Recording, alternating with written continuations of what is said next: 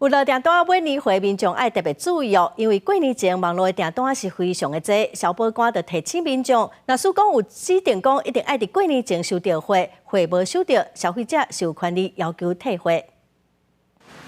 高雄凤山这间网络购物平台，店到店的据点，行路敢若剩一个人会当过，其他的所在箱仔是放甲十通通。下晡有业者想要来寄货，所以有人叫伊莫直接寄，叫我们尽量去别间寄，他们这间已经塞不下去了。那时候我说我今天那箱子我就寄，其他的我就先到无人商店那边寄货这样。要过年是可以理解，因为就很多电商都在特价，大家都会买。店员建议民众去其他的分店寄货，较袂去牵着寄到位的时间。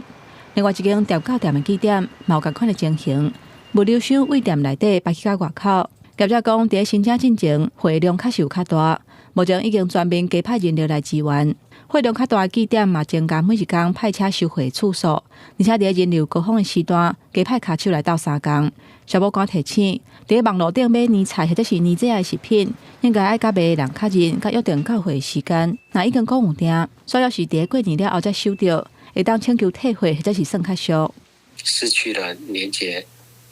使用或者送礼的这个目的，有权利选择要求退货还款。